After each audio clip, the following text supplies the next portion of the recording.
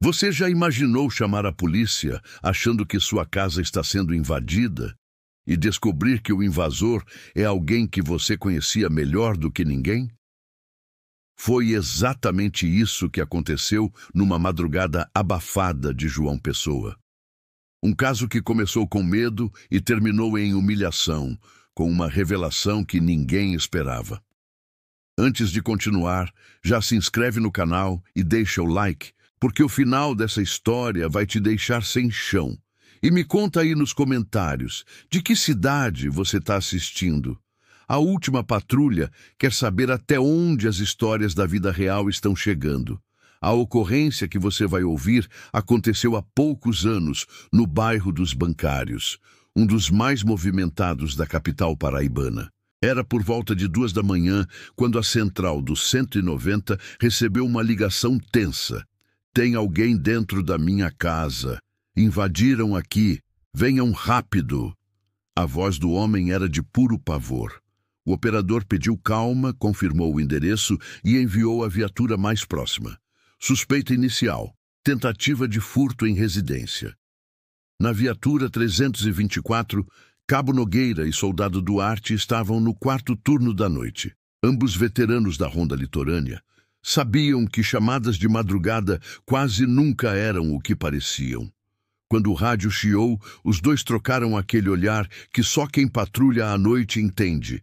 Mais uma briga que vai terminar em BO. Chegando à rua, as luzes da viatura cortaram o silêncio do bairro. O ar quente e úmido grudava na pele e o som das cigarras era o único sinal de vida. Na calçada, um homem pálido, descalço e com a camisa suada, acenava nervoso. Era Ronaldo Batista, 37 anos, gerente de oficina, casado, morador antigo dali. Apressado, apontou para o quintal e contou entre soluços. Tava dormindo quando ouvi barulho. Alguém pulou o muro dos fundos. Vi a sombra. Tentei falar, o cara correu. Acho que tá escondido. Nogueira sacou a lanterna. Orientou o parceiro. Fica de olho na lateral, eu entro pelos fundos. Com o portão destrancado, seguiram em silêncio, táticos, respiração controlada. O quintal era estreito, com plantas altas e um muro coberto de mofo. Um ruído metálico ecoou. Parecia um zíper ou o toque de algo caindo. Tem alguém aí?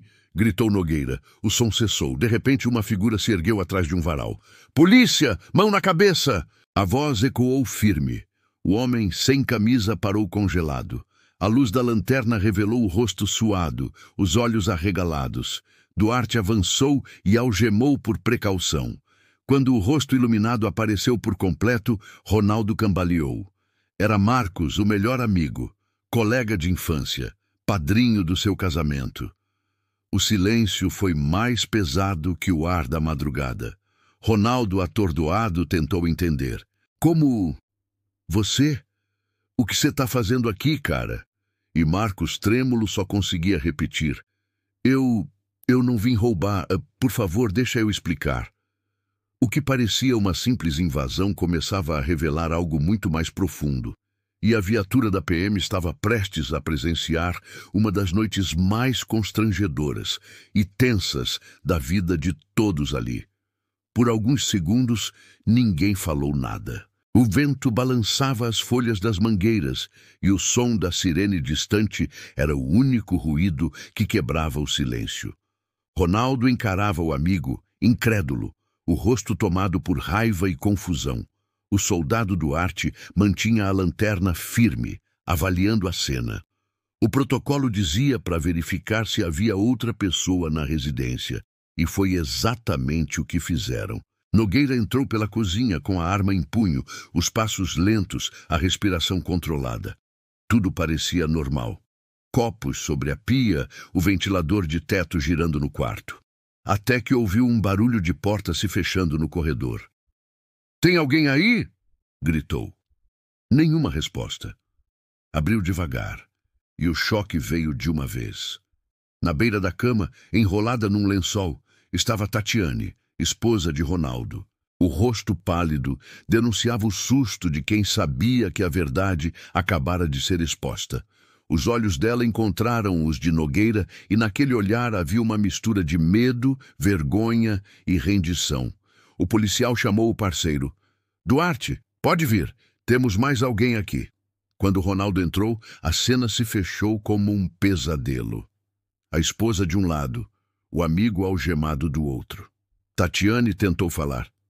Ronaldo, por favor, não é o que você está pensando. Mas ele interrompeu com um grito sufocado. Não é o que eu estou pensando. O cara está dentro da minha casa, no meio da madrugada. Nogueira manteve o tom profissional, mas sabia que aquele tipo de ocorrência exigia cuidado. Não era apenas adultério, era uma bomba emocional pronta para explodir. Separou os dois, retirou Marcos para a área externa e acionou o apoio. Tatiane, tremendo, vestiu-se às pressas e ficou na sala chorando. Enquanto esperavam a viatura de reforço, Marcos contou a versão dele. Disse que vinha se encontrando com Tatiane há alguns meses, que naquela noite ela o chamou quando o marido disse que dormiria na casa da mãe. Mas ele voltou mais cedo, justificou a voz embargada. Eu pulei o muro porque fiquei com medo de ser pego. Não queria fazer mal a ninguém. Duarte olhou para Nogueira e murmurou baixo. Não é invasão, é traição. O cabo assentiu, mas manteve o controle. Mesmo assim, invadiu a propriedade. Vamos registrar ocorrência. Ronaldo ouvia tudo de longe, apoiado no portão, o olhar perdido. Não sabia se chorava, gritava ou ria. Aquela madrugada que começou com medo, agora terminava com uma ferida aberta, dessas que a polícia não pode curar. A segunda viatura chegou poucos minutos depois. O sargento responsável pela área, homem experiente, desceu já sabendo que vinha confusão de casal. Mas, ao ver Marcos algemado e Tatiane chorando na calçada, percebeu que aquilo era mais do que um casal brigado. Era o tipo de caso que a rua inteira comenta no outro dia. Com calma, Nogueira explicou o ocorrido. Recebemos chamada de invasão. Chegando aqui, encontramos o suspeito dentro do quintal, sem sinais de arrombamento. A moradora estava na casa. Possível caso de adultério, mas houve violação de domicílio. O sargento suspirou. Sabia que, legalmente, a situação era delicada. O homem não era ladrão, mas havia pulado o muro, e o marido queria que ele respondesse por isso. Ronaldo insistia. Eu quero registrar. Ele entrou escondido, isso é invasão. Tatiane tentava implorar. Por favor, não faz isso. Foi um erro, mas não precisa acabar assim. O sargento manteve o tom neutro. Senhor, o senhor tem o direito de representar. Vamos para a delegacia, o delegado decide a tipificação. Marcos, cabisbaixo, mal conseguia erguer o olhar. O que mais doía não era o medo da cadeia. Era a vergonha. Ele conhecia aquela família, frequentava aniversários, já fora padrinho do filho mais velho de Ronaldo. Agora estava ali, de cabeça baixa, diante de vizinhos que observavam pelas janelas. Na delegacia, o delegado de plantão ouviu o relato dos PMs. Registrou tudo. Concluiu que, de fato, havia violação de domicílio, mas sem intenção de furto ou violência. Uma infração de menor potencial. Marcos seria liberado após o registro, mas responderia por entrada indevida em residência. Ronaldo assinou o boletim com mãos trêmulas. Tatiane ficou em silêncio o tempo todo, apenas observando o marido sair da sala, sem olhar para trás. Lá fora, no pátio da delegacia, Nogueira se aproximou do colega e comentou em voz baixa. Você viu o que é o ser humano, né? A gente acha que está indo para pegar bandido, mas no fim acaba vendo o que ninguém devia ver. Duarte concordou. Tem coisa que não tem crime que resolva, só o tempo. Enquanto a madrugada se despedia e o primeiro clarão do amanhecer tocava o céu de João Pessoa, a cidade despertava, sem saber que naquela rua silenciosa dos bancários, uma família inteira havia desmoronado em questão de minutos. O sol de João Pessoa nasceu pesado naquela manhã. Na Rua das Mangueiras, os vizinhos cochichavam atrás das cortinas. A notícia se espalhou mais rápido do que qualquer viatura conseguiria correr. Chamou a polícia achando que era ladrão e era o melhor amigo, diziam. Alguns achavam graça, outros se entristeciam, mas todo mundo comentava. Ronaldo não voltou para casa naquele dia. Ficou na casa da irmã em silêncio, olhando para o nada. A raiva vinha em ondas, misturada à sensação de ter sido enganado dentro do próprio lar.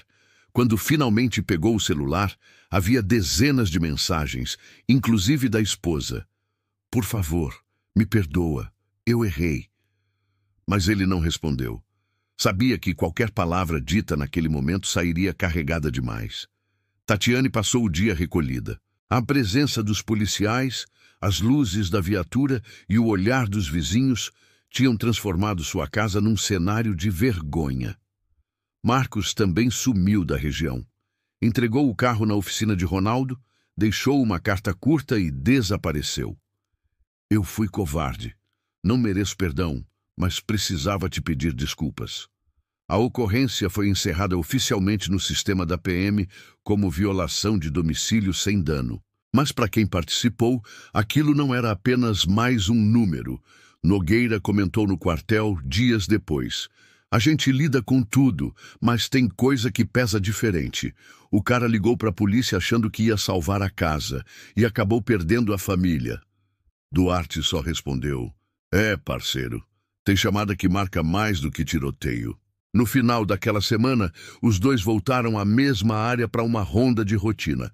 Ao passarem pela Rua das Mangueiras, Nogueira reduziu a velocidade. A casa estava escura, o portão fechado. Sem dizer nada, ele acelerou de novo. Na cabine, o rádio estalou com outro chamado. E, como sempre, o serviço continuava. Mas a verdade é que, por trás de cada sirene, existem histórias que não aparecem no noticiário. Histórias de amor, de mentira, de dor e de escolhas ruins. E naquele caso, a linha entre o medo e a vergonha foi mais fina do que qualquer um poderia imaginar. Nos dias que seguiram, a rua voltou ao normal. As motos voltaram a roncar no fim da tarde, o som das crianças ecoava pelos muros. Mas na casa de número 72, o portão permaneceu trancado. Tatiane se mudou pouco tempo depois, sem se despedir de ninguém. Ronaldo vendeu a oficina e foi tentar a vida em Campina Grande. Aquela noite virou assunto esquecido, para quase todo mundo. Para Nogueira e Duarte ficou o aprendizado silencioso. Nem sempre a chamada mais simples é a menos intensa. Às vezes, o que começa com possível invasão revela o tipo de ferida que nem o tempo apaga. E no meio do caos da madrugada, entre gritos e sirenes, eles entenderam que o pior barulho não é o de um portão arrombado, é o de uma confiança quebrada. A ocorrência foi apenas mais uma no sistema, mas na memória dos dois policiais, aquela história ficou marcada como uma das mais estranhas da guarnição. Porque, no fundo, a dor humana não entra em boletim, e há casos em que a patrulha não socorre o corpo. Socorre o coração de quem ainda tenta entender onde tudo desandou.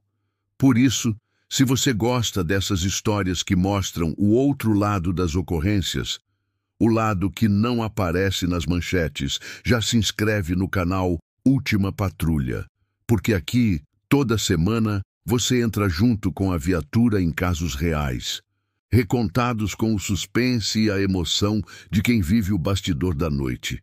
E me conta nos comentários, até onde chega o som das sirenes aí da sua cidade? Porque às vezes, o que parece só mais uma chamada é o começo de uma história que ninguém imaginava ouvir.